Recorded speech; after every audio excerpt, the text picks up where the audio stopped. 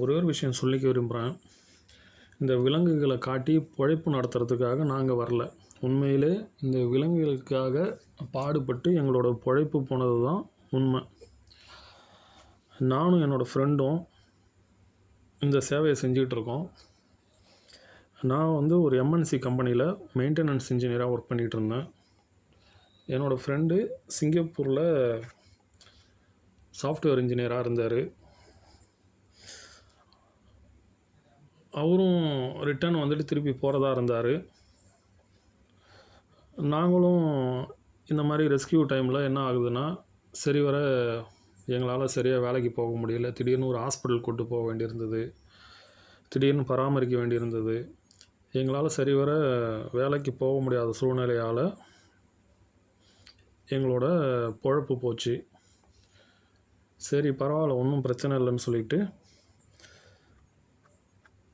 எங்களோட கேபிட்டல் சேர்த்து வச்சுருந்தோம். அதை வச்சு ஒரு பிஸ்னஸ் பண்ணிக்கிட்டு இந்த ஜீவன்கள்லாம் பராமரிக்கலாம் அப்படின்ட்டு ஒரு ஐடியாவோடு நாங்கள் இறங்கினோம். இறங்கினதுக்கப்புறம் நாங்கள் பிஸ்னஸ்க்காக வச்சுருந்த கேபிட்டலும் இவங்களுக்கே செலவாயிடுச்சு. எங்களோட வீடியோலாம் பாருங்கள். ஜிபே நம்பர் இப்படிலாம் எப்பயாச்சும் ரேராக தான் போடுவோம். ஒரு மிகப்பெரிய ரெஸ்கியூ, ஒரு பெரிய செலவு அப்படின்ற பட்சத்தில் தான் கேட்போம். எங்களுக்கு வந்து 5லேருந்து ஒரு 10% உதவி தான் கிடைக்கும். மீதி 90% எங்களோட சொந்த பணத்தை போட்டு தான் நாங்கள் செய்கிறது. அதனால் பணம் கிடைக்கலன்னு விட்டுட்டு போகிறதும் கிடையாது. எப்படியாச்சும் கடனையாச்சும் வாங்கியாச்சும் சேவ் பண்ண பார்ப்போம். முக்கியமாக ஒரு விஷயத்தை நான் இங்கே அழுத்தமாக சொல்லிக்க விரும்புகிறேன். விலங்குகளை காட்டி பொழப்பு நடத்த வந்த கூட்டத்தில் நாங்கள் இல்லை.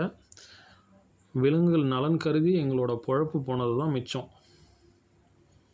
எங்களுக்கு பணம் சம்பாதிக்கணுன்னா எங்களுக்கு வந்து இருக்குது. எங்கள்கிட்ட ஒரு திறமையும் இல்லாமல் இல்லை.